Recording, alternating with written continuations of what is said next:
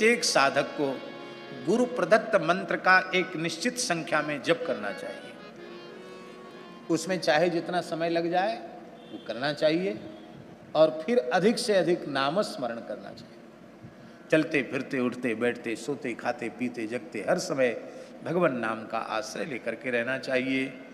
बोलो भक्तवत्सल भगवान की।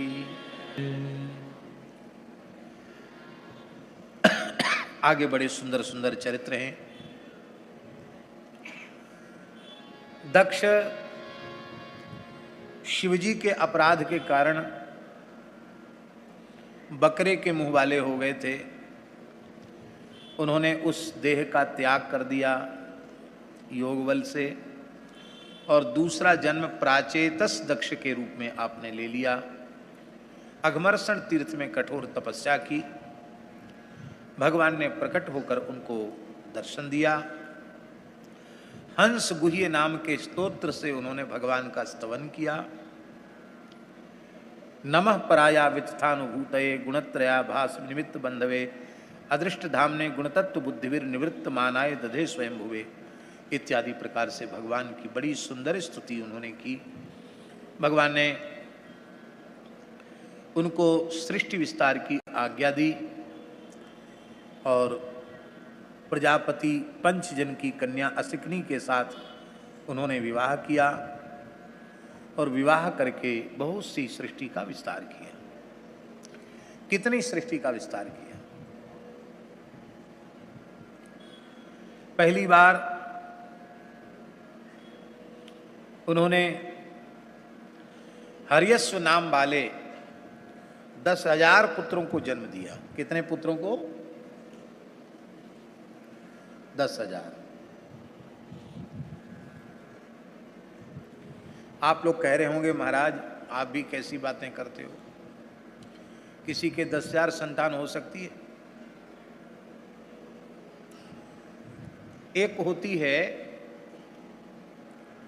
सामान्य मानवीय सृष्टि, और एक होती है असामान्य दैवी सृष्टि।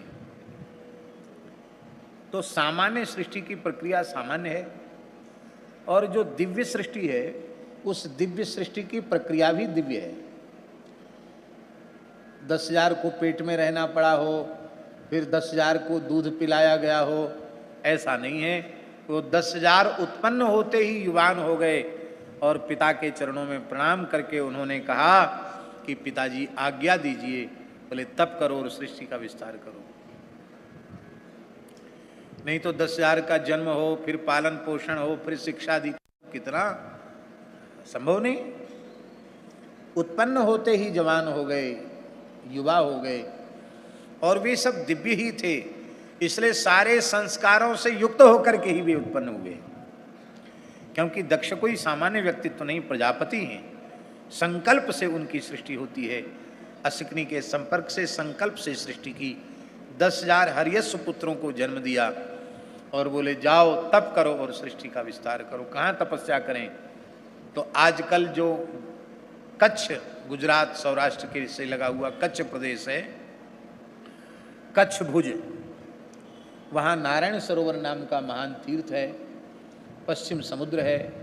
तो नारायण सरोवर में तपस्या करने की आज्ञा उनको प्रदान की गई। वे सब तपस्या करने के लिए पश्चिम समुद्र की ओर चल पड़े। जब नारायण सरोवर के निकट पहुंचे तो उनको बड़ा सुंदर संगीत सुनाई पड़ा। उन्हें बड़ा आश्चर्य हुआ, सरोवर के भीतर से संगीत कैसे सुनाई पड़ रहा है। खड़े हो गए। भगवान शिव अपने पार्षदों के सहित प्रकट हुए, और उन्होंने कहा कि देखो तुम भगवान के भजन का संकल्प लेकर चले हो, बस इतनी सी बात से मैं प्रसन्न हो गया, और तुम्हारी बिना इच्छा के ही हमने तुम्हें दर्शन दिया, रुद्र गीत का उपदेश दिया, और कहा इस रुद्र गीत का पाठ करते हुए तुम तप में प्रवृत्त हो जाओ। वे रुद्र गीत का पाठ करने लगे। उनकी तपस्या पूर्ण हुई। देवर्षि नारद जी आ गए। देखो नारद जी का कोई स्वार्थ नहीं है, पर नारद जी विचार कर रहे हैं कि प्रवृत्ति तो खूब बढ़ रही है, पर प्रवृत्ति में बंधे हुए जीवों को छुड़ाने वाला कोई है नहीं। निवृत्ति मार्ग के साधु सन्यासी नहीं होंगे तो जीव अपनी प्रवृत्ति से मुक्त होकर मनुष्य जन्म का चरम लाभ कैसे प्राप्त करें। बहुत ऊंची बात है जो हम कहने जा रहे हैं। परमात्मा की बनाई हुई सृष्टि में ठीक संतुलन बना रहे, इसके लिए कुछ महान विरक्त साधु सन्यासी संतों की राष्ट्र को, समाज को, मानव जाति को सदा सर्वदा आवश्यकता रही है और आगे भी रहेगी।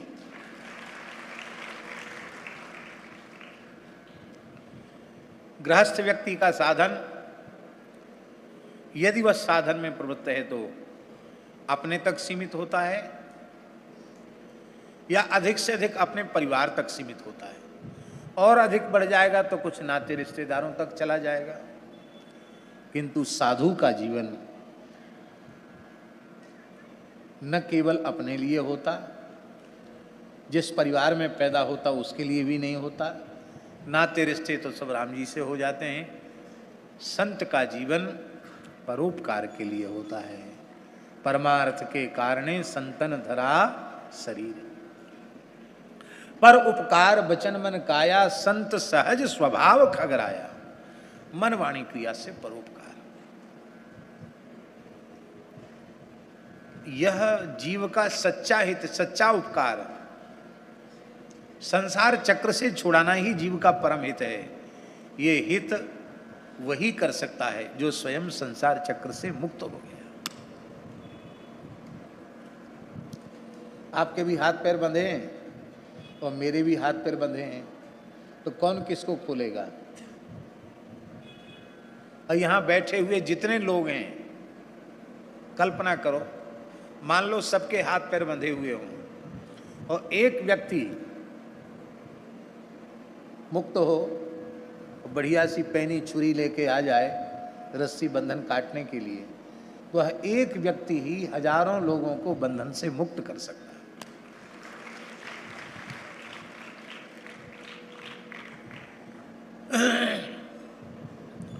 धन कमाना आपको आता है, पर आपके द्वारा उपार्जित धन का सर्वोत्तम उपयोग करना आपको नहीं आता है। पर ये परोपकार परायण महापुरुष, जब आप इनसे जुड़ जाते हैं तो आपके द्वारा उपार्जित जो धन है उसका भी सर्वोत्तम उपयोग हो जाता है। गौ माता की सेवा में, ब्राह्मणों की सेवा में, दीन दुखियों की सेवा में, संतों की सेवा में, समाज राष्ट्र की सेवा में उपयोग हो जाता है।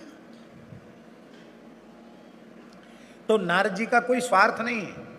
नारद जी चाहते हैं कि भाई गृहस्थ तो बढ़ रहे हैं बेतहाशा, कुछ विरक्त साधु भी होंगे तो ठीक ठाक गृहस्थ भी सही रास्ते पर चलते रहेंगे। तो श्री नारद जी ने एक साथ 10,000 हरियश्व पुत्रों को चेला बना दिया। कैसे बनाया, बड़ा रोचक प्रसंग है। नारद जी को देखकर 10,000 दक्ष पुत्र हरियश्वों ने नारद जी को प्रणाम किया। नारद जी बोले, तुम लोग इतनी कठोर तपस्या क्यों कर रहे हो।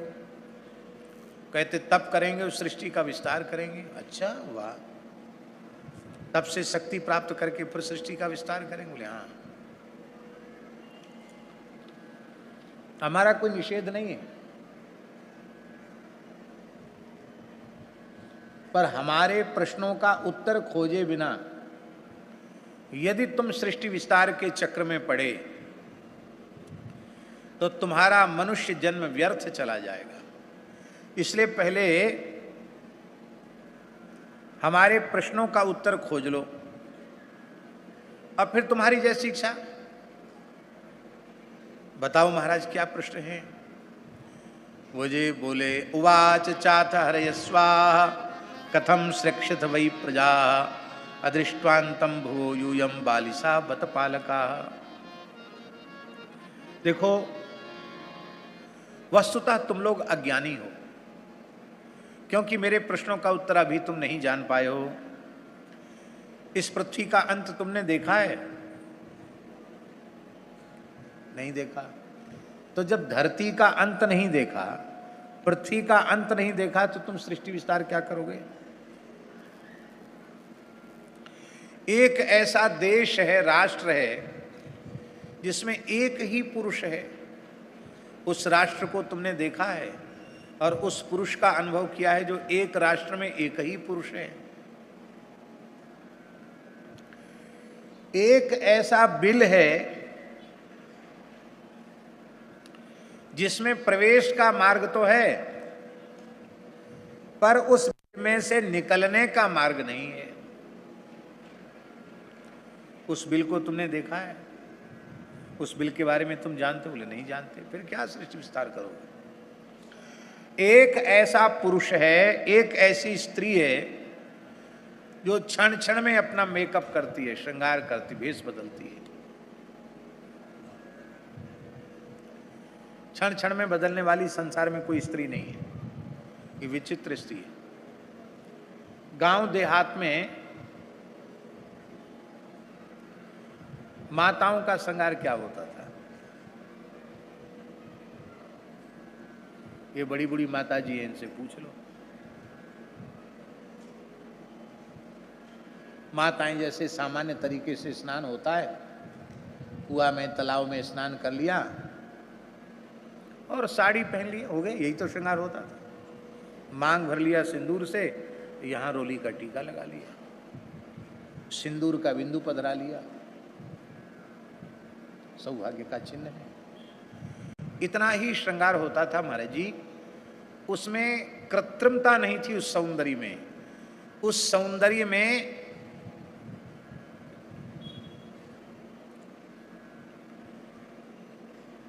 लावण्य था। उसमें कृत्रिमता नहीं थी, बनावटीपन नहीं था, स्वाभाविक सौंदर्य था। और प्रेस करना तो कौन जाने के कपड़े पे प्रेस भी किया जाता है। हाँ, कभी होली दिवाली कोई बढ़िया उत्सव आया तो माताएं बक्सा में बढ़िया नई नई साड़ी रखती थी, अब फिर पहन लेती थी। एक दिन ऐसे ही होता था गांव देहात। ये जो माताएं जिस कलर की साड़ी उसी कलर की बिंदी, ये प्राचीन संस्कृति नहीं है, ये आधुनिक संस्कृति है। मध्य में बिंदी तो रोली की बिंदी, हरिद्रा युक्त जो श्री है उसी की बिंदी बीच में रखना चाहिए। ये केमिकल वाली बिंदी और ये रंग बिरंगी बिंदी नहीं लगानी चाहिए।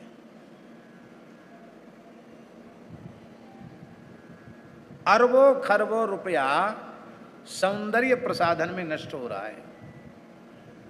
वह पैसा निराश्रित भूखे गोवंश की सेवा में जाए तो कितना पुण्य होगा। और इतना देह के ऊपर पैसा खर्च हो रहा है, और देह रहेगा कब तक? कोई कंपनी वाला गारंटी ले ले कि बुढ़ापा नहीं आएगा, बीमारी नहीं होगी, मरना नहीं पड़ेगा, तब सोचा भी जा सकता। ये तो कोई गारंटी ले नहीं सकता। क्या आवश्यकता? बाल काला करने का फैशन ऐसा चल गया कि मरघट जिनकी प्रतीक्षा कर रहा है, स्मशान में प्रतीक्षा हो रही कि जल्दी पधरावनी करें, ऐसे वृद्ध और वृद्धाएं भी बाल काला कर रहे हैं, सफेद बालों को काला। हमारे राम जी बैठे हैं, एक संत थे, बहुत अच्छे संत, हर्षण कुंज सरकार के कृपा पात्र, हमसे बड़ा स्नेह करते थे, परम पूज्य श्री सिया वल्लभदास जी। हमसे बड़ा प्रेम करते थे। एक बार हमसे बोले, विनोदी बहुत थे, एक बार हमसे बोले, हम भगवान से प्रार्थना करते हैं आपके सब बाल जल्दी सफेद हो जाएं। ये उस समय की बात है जब हमारा एक भी बाल सफेद नहीं था। तो हमने कहा महाराज जी आप ऐसी प्रार्थना क्यों कर रहे हैं? वृंदावन आए थे तब की बात है। ऐसी प्रार्थना क्यों कर रहे हैं? बोले इतनी मूल्यवान बातें आप कहते हैं, पर ये काले बाल होने के कारण इतनी मूल्यवान बातें मूल्यवान नहीं, सफेद होते तो तेरी महाराज धूप में बाल थोड़ी सफेद हुए हैं, पुराने महात्मा हैं। कितनी अच्छी बात कह रहे हैं। बोले आपकी बात और अधिक कीमती हो जाए लोगों के लिए, इसके लिए हम सीताराम जी से प्रार्थना करते हैं आपका सब बाल जल्दी सफेद हो जाए। अच्छा एक बात बताओ, मान लो सब मरते दम तक काला रहे तो उससे जीव के कल्याण का क्या लेना देना है? और सफेद ही रहा है तो उससे जीव के कल्याण का क्या लेना देना। पर मनुष्य की भोगवादी प्रवृत्ति इतनी बढ़ गई है कि कोई हमें बूढ़ा कह दे ये सुनने के लिए वो राजी नहीं। तो मरघट जिनकी प्रतीक्षा कर रहा है, ऐसे बूढ़े और बुढ़ियाएं भी अपने बाल रंगा रही है। अरे भाई, बाल रंगाने से कल्याण नहीं होगा, राम राम करो, भजन में लग जाओ।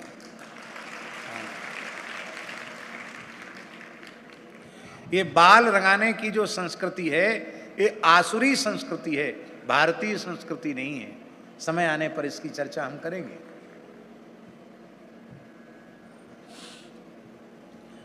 तो अब माताओं ने कुछ बदला है। क्षण क्षण में, दिन में 3-4 तरह की साड़ी पहनना, 3-4 तरह का श्रृंगार बदलना। अब दूसरा कोई काम तो है नहीं, घर में काम वाले सब लगे हुए हैं, तो कुछ ना कुछ तो करना पड़ेगा। तो या तो बाजार में समय नष्ट कर दिया, या बार बार कपड़ा बदलने में समय चला गया। तो एक ऐसी स्त्री है जो बहुरूपिणी है, और वो हर क्षण अपनी वेशभूषा बदल देती है। और एक ऐसा पुरुष है जो उस व्यभिचारिणी स्त्री का पति है। उस स्त्री को तुम जानते हो, उस पुरुष को तुम जानते हो? बोले नहीं जानते हैं। और एक ऐसी नदी है जो उभय तो बाहा है। उभय तो बाहा का अर्थ है कि दोनों ओर बहती है, उल्टी भी बहती, सीधी भी बहती। ऐसी दुनिया में कोई नदी नहीं है जो पूरब भी बहे और पश्चिम भी बहे। उस नदी से परिचय है तुम्हारा? बोले नहीं है। फिर क्या सृष्टि विस्तार करोगे? एक ऐसा घर है जो 25 चीजों का बना हुआ है। उस घर के निर्माण में जो मटेरियल प्रयोग हुआ है वो 25 प्रकार का है। 25 प्रकार के पदार्थों से बनकर वो मकान तैयार हुआ। अद्भुत मकान है महाराज, विचित्र कारीगरी है उस मकान की। उस मकान का परिचय है तुमको? बोले बिल्कुल नहीं है। फिर क्या सृष्टि विस्तार करोगे? एक ऐसा हंस है जिस हंस की कहानी बड़ी विचित्र है, विचित्र कहानी वाला हंस है। उस हंस से तुम्हारा परिचय है? बोले नहीं है। फिर क्या सृष्टि विस्तार करोगे? एक ऐसा चक्र है जो छुरे और वज्र से बना हुआ है, और उसकी धार से भी, छुरे से की धार से भी तीक्ष्ण है और वज्र से भी कठोर है। और वो चक्र कोई चलाता नहीं है, अपने आप चलता रहता है। उसके अरे इतने तेज हैं कि बड़े बड़े ऋषि मुनि देवता कोई उससे बचते नहीं है। उस चक्र का परिचय तुमको है? बोले नहीं है। वो अपने आप घूमने वाला चक्र है। फिर क्या सृष्टि विस्तार करोगे? और एक ऐसा पिता है जो सर्वज्ञ है।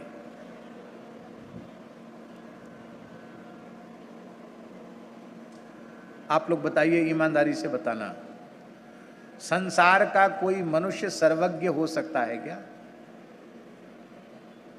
बोलो। कोई सर्वज्ञ हो नहीं सकता, क्योंकि परमात्मा के संबंध में वेद भगवान की आज्ञा है, यह सर्वज्ञ सर्ववित। भगवान सर्वज्ञ हैं, सर्ववित हैं, जीव संभव नहीं है। सर्वज्ञता केवल परमात्मा में है, जीव में नहीं है।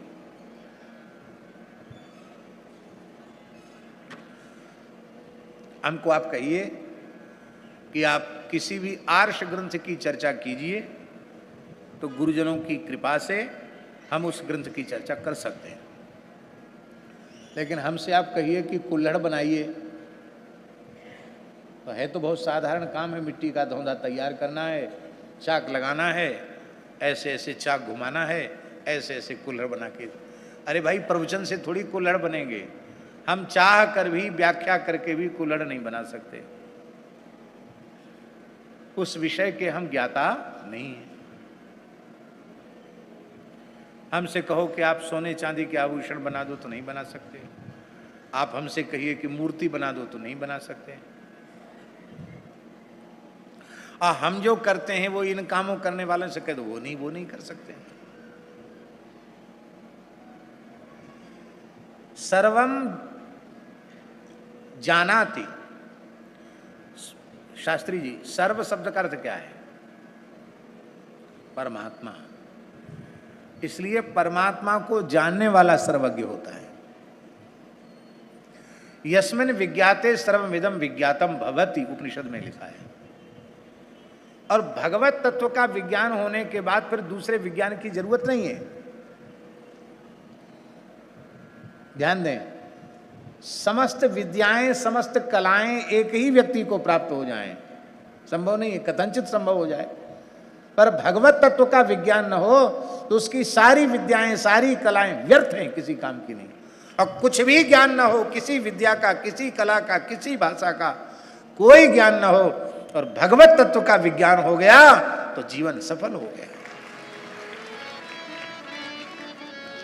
तो एक ऐसा सर्वज्ञ पिता है जो कभी स्वार्थ की बातें नहीं करता है, हित की ही बात करता है। उस सर्वज्ञ पिता से परिचय है तुम्हारा? बोले नहीं है। फिर तुम क्या कैसे कहते हो हमारे पिताजी की आज्ञा है? पिता तो वही है जो सर्वज्ञ है। तो तुम्हारा पिता तो सर्वज्ञ नहीं, वो तो अल्पज्ञ है। केवल उसी की बात मानोगे तो चक्कर में फंस जाओगे। नारद जी तो चले गए और वो विचार करने लग गए, इन प्रश्नों का उत्तर खोजने लगे। तो उनके निर्मल अंतःकरण में, उनकी निर्मल सूक्ष्म बुद्धि के द्वारा इन सबका सहज समाधान हो गया। सबका सहज समाधान हो गया। उन्होंने समझ लिया कि गुरुदेव श्री नारद जी ने कहा था कि तुमने पृथ्वी का अंत देखा कि नहीं? ये पृथ्वी वस्तुतः ये पृथ्वी नहीं है। यह साधारणतः जो लिंग शरीर है, जिसे साधारणतः जीव कहते हैं, यह जीव ही पृथ्वी है। और इस जीव रूपी पृथ्वी का अनादि बंधन है अज्ञान, और इस अज्ञान का विनाश ही इस पृथ्वी का अंत है। जीव का संस्कृति के चक्र से मुक्त हो जाना, यही पृथ्वी का अंत है। मोक्ष के अनुपयोगी कर्मों में लगे रहने से हमारे किस प्रयोजन की सिद्धि होगी? सचमुच गुरु जी ने कहा था कि एक राष्ट्र है, उसमें एक ही पुरुष है। वह राष्ट्र कोई दूसरा नहीं, वह अंतःकरण ही वह राष्ट्र है, जिसमें एकमात्र परमात्मा हृदय से अर्जुन तिष्ठति। जागृत, स्वप्न, सुषुप्ति तीनों अवस्थाओं से अलग तुरीय अवस्था में वह ब्रह्म एक जैसी अवस्था में, निर्विकल्प अवस्था में सदा सर्वदा विद्यमान रहता है। वो साक्षी है, वो तुरीय ब्रह्म है, वह एक राष्ट्र में एक पुरुष है। वो सबका आश्रय है, किंतु उसका कोई आश्रय नहीं है। और उसी तत्व का नाम परमात्मा है, उसी को भगवान कहते हैं। उन भगवान के चरणों में संपूर्ण भाव से हमने जब तक शरण ग्रहण नहीं की, अपना संपूर्ण समर्पण नहीं किया, तो केवल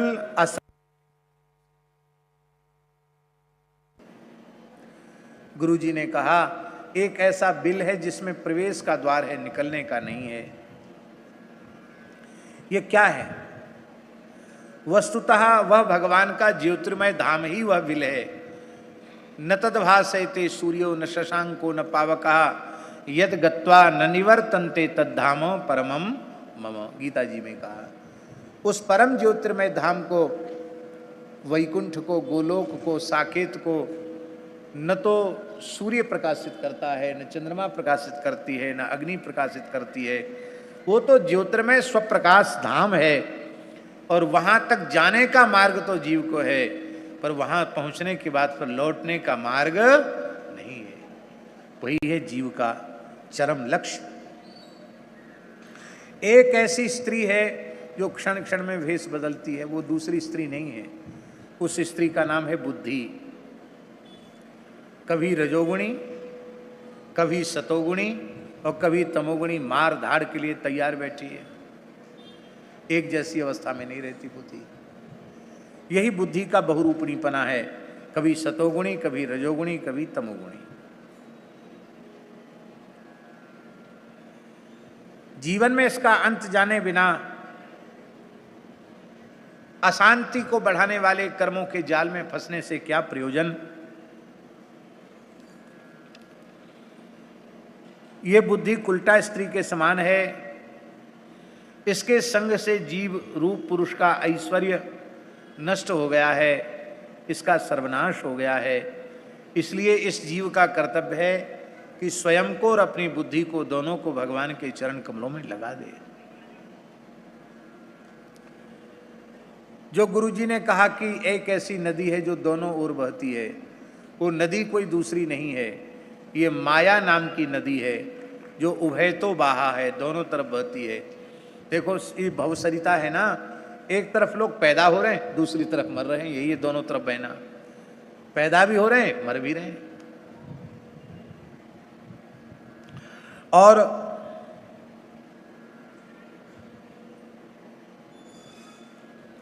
जो लोग इस उभय तो बाहा माया रूपी नदी से बाहर निकलने के लिए तपस्या, विद्या आदि तट का आश्रय लेते हैं,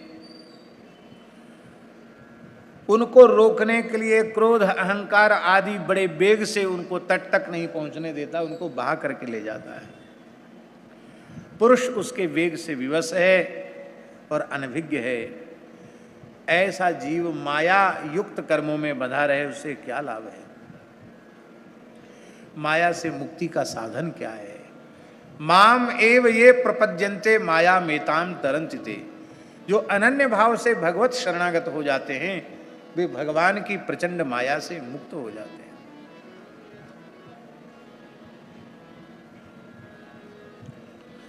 एक ऐसा घर है जो 25 चीजों का बना हुआ है। ये घर और कोई दूसरा नहीं, ये शरीर ही 25 तत्वों का बना हुआ, परमात्मा का बनाया हुआ ये दिव्य घर है। इतनी आध्यात्मिक शक्तियां इस शरीर के भीतर परमात्मा ने प्रतिष्ठित कर दी है महाराज। इस पिंड शरीर में ही संपूर्ण ब्रह्मांड है, संपूर्ण देवी देवता, संपूर्ण लोक इसी के भीतर है। हम लोग उसका अनुभव नहीं कर पाते। जैसे आजकल एक यंत्र होता है, उसको लोग मोबाइल कहते हैं, उसके बहुत से उपयोग हैं, पर उपयोग करने वाले तो उसका उपयोग कर लेते हैं, जिसको पता ही नहीं वो उसका कोई उपयोग नहीं कर पाएगा। हम बिल्कुल उपयोग करना नहीं जानते। यहाँ तक कि घंटी बजी तो किस बटन को दबाने से चालू हो जाएगा, किस बटन को दबाने से बंद हो जाएगा, इसमें भी चक्कर पड़ जाता है। इतने बुद्धू नहीं है कि हम सीख नहीं सकते हैं, पर हमारी सीखने में प्रवृत्ति नहीं है। उस व्यवहार को सीखने में प्रवृत्ति नहीं है। हम चाहते भी नहीं सीखना, सीखेंगे तो उसका प्रयोग बारंबार करेंगे। पर जो लोग उस विधा को जानते हैं, उसका पूरा उपयोग कर सकते कि नहीं। मोबाइल तो मनुष्य का बनाया हुआ है। ये मानव शरीर आध्यात्मिक शक्तियों का ऐसा अद्भुत खजाना है कि भगवान ने जैसा देव दुर्लभ मानव शरीर हम सबको दिया है महाराज जी, उसके 100वें अंश का भी सदुपयोग हम नहीं कर पा रहे हैं।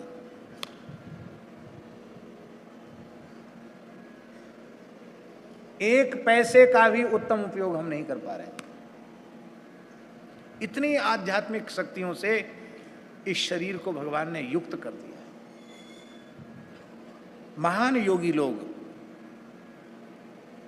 साधन में जितना आगे बढ़ते चले जाते हैं, उतना वे अपनी परमात्मा के द्वारा प्रदत्त जो दैहिक शक्तियां हैं, यौगिक शक्तियां हैं, उनको जागृत कर लेते हैं और फिर वो उन्हीं अनहोनी घटनाओं को चमत्कार करते हैं। जैसे एक घटना हम आपको सुनावें। संत श्री मलूकदास जी महाराज प्रयाग के पास कड़ा गांव में गंगा किनारे विराज रहे थे। आज भी वहां स्थान है पुराना। उस समय भयंकर अकाल पड़ गया, तो कुछ जनता, अकाल पीड़ित जनता श्री मलुकदास जी के पास आई और कहा, बाबा लगातार तीसरी वर्ष है जो पानी की एक बूंद नहीं बरसी, जल के अभाव में पशु पक्षी प्राण त्याग रहे हैं, खेती नहीं हुई है, क्या होगा महाराज, आप कृपा करो, आप सिद्ध संत हो, हम लोगों के संकट को दूर करो।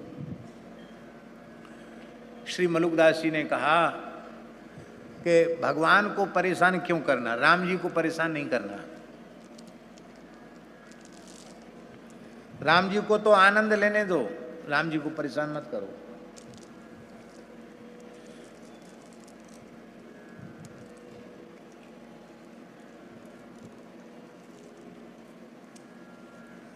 जो काम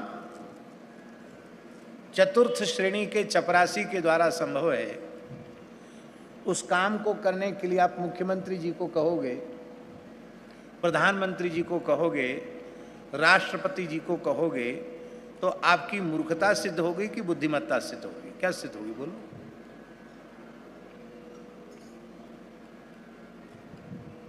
बात है संतों की सीख, हर बात के लिए राम जी को परेशान नहीं करना। मलुकदास जी ने कहा, वर्षा का विभाग राम जी ने देवराज इंद्र को सौंपा है, तो हम लोग चलें गंगा के किनारे, इंद्र देवता से फरियाद करें, प्रार्थना करें कि आप अपने विभाग में इस प्रकार का क्यों कर रहे हो, आप पानी बरसाओ, हाहाकार मच रहा है। तो हम इंद्र देव की प्रार्थना करेंगे। सब लोगों को लेकर गंगा तट पर चले गए। मलुकदास जी के एक शिष्य थे, उनका नाम था लाल दास जी। उस सेवा में रहते थे महाराज की। तो गुरुजी ने किसी काम के लिए भेजा था, वो आए, उन्होंने देखा कि श्री मलुकदास जी की गद्दी सुनी है। कहा, गुरुदेव तो लगातार आसन पर ही विराजते थे, कहाँ गए? तो दूसरे संतों ने कहा कि अकाल पड़ा है, वर्षा की प्रार्थना करने के लिए लोगों को लेकर देवराज इंद्र की प्रार्थना करने गए। इतना सुनते ही लालदास क्रोध में भर गए और उन्होंने एक सोटा उठाया। सोटा जानते हो ना, डंडा। सोटा उठाया और इंद्र को ललकार कर बोले, अरे अभिमानी इंद्र, तेरी इतनी हिम्मत कि मेरे गुरुजी को तेरे हाथ पैर जोड़ने पड़े तब तू पानी बरसाएगा? मेरे गुरुजी के गंगा किनारे पहुंचने के पहले पानी बरसा, नहीं तो एक ऐसा सोटा लगाऊंगा कि इंद्रासन के सहित तुझे उलट दूंगा। वो सोटा लेके इधर से उधर, इधर से उधर उछलने लगे। तो लोगों ने तो सोचा कि लालदास जी के दिमाग में गर्मी चढ़ गई, पागल हो गए। लेकिन गुरु निष्ठा उनमें थी अद्भुत। महाराज इंद्र कांप गए और मलुकदास जी गंगा किनारे पहुंच नहीं पाए, मूसलाधार पानी बरसा। अंत में सबको आना पड़ा लौट के। तो लोग सोच रहे थे मलुकदास जी का बड़ा चमत्कार है, प्रार्थना करनी नहीं पड़ी, उसके पहले ही पानी बरस गया। पर यहां आने पर पता चला कि लालदास जी के ललकारने के डर से इंद्र ने ऐसा किया। इतना सुनते ही श्री मलुकदास जी लालदास जी पर रुष्ट हो गए और उन्होंने कहा, बेटा ये क्रोध करना साधु का धर्म नहीं है। देवता भी भगवान की विभूति हैं, हम लोग मनुष्य हैं, हमें देवताओं की स्तुति प्रार्थना करनी चाहिए। भजन का, तपस्या का जोर देवताओं पर नहीं दिखाना चाहिए। अब हम तुम्हें अपनी सेवा से पृथक करते हैं, त्यागते हैं, तो मेरी सेवा से बहिष्कृत हो। इतना सुनते ही लालदास जी फूट फूट कर रोने लगे। बोले, आप ऐसा दंड मत दीजिए, प्रायश्चित बताइए, हमसे भूल हुई है, हम मृत्यु तो स्वीकार कर सकते हैं किंतु आपकी सेवा से अलग होना स्वीकार नहीं कर सकते। आप अपनी सेवा से हमको दूर मत कीजिए। तब आपने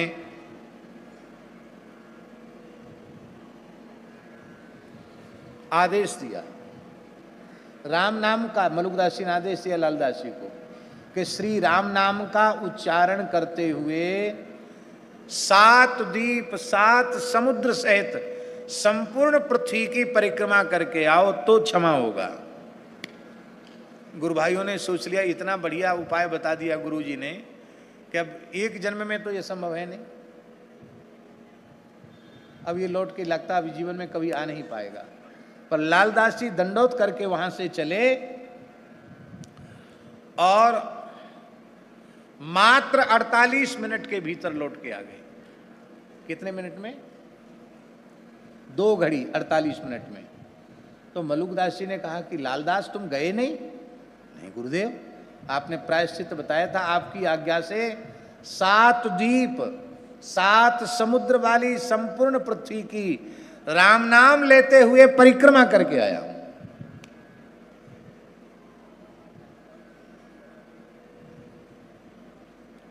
क्योंकि मैं आपकी सेवा से दूर नहीं रह सकता।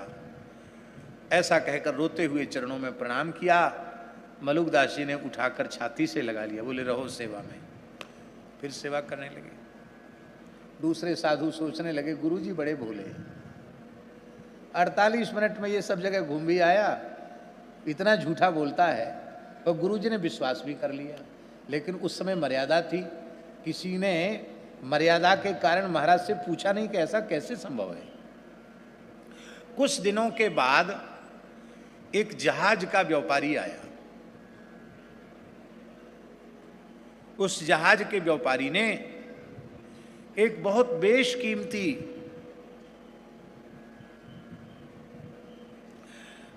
मोतियों की माला, बसरा के मोतियों की माला, जो दुर्लभ मोती थे, ऐसी माला मलुकदास जी के गले में डाली।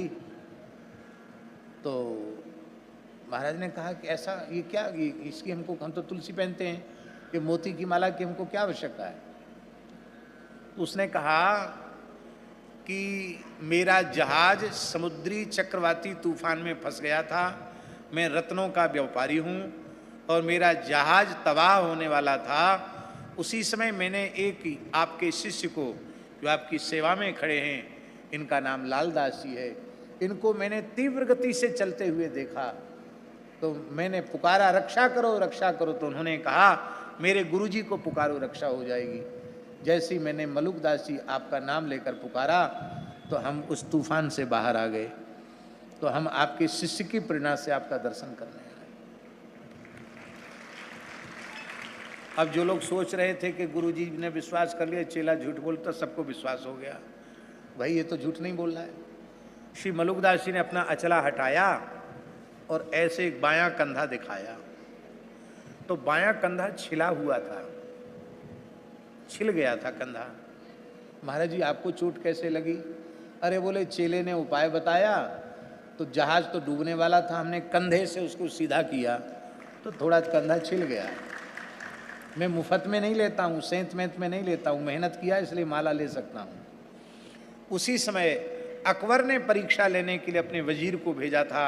सुनते हैं मलुकदास बड़े करामाती साधु हैं, तो अकबर का वजीर मंत्री बाबा का दर्शन करने आया था। उस वजीर के मन में आया कि यह इतनी बेशकीमती मोतियों की माला है कि जहाँ पनाह अकबर के पास भी ऐसी माला नहीं है। बाबा जी तो सब कुछ लुटा ही देते हैं, हमको दे दें तो बहुत अच्छा है। मन में सोचने लगा, क्यों बाबा जी के पास जो आता वो लुटा देते। उसके मन में आते ही आपने उसे बुलाया और माला उसके गले में डाल दी।